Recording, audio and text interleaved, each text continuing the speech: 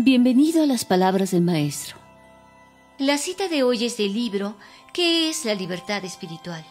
Transcripciones del Mahanta, libro 11, por Shueiharo Clem. Mientras más grande sea tu sueño, más vas a tener que trabajar para alcanzarlo. De alguna manera tendrás que contribuir con el esfuerzo.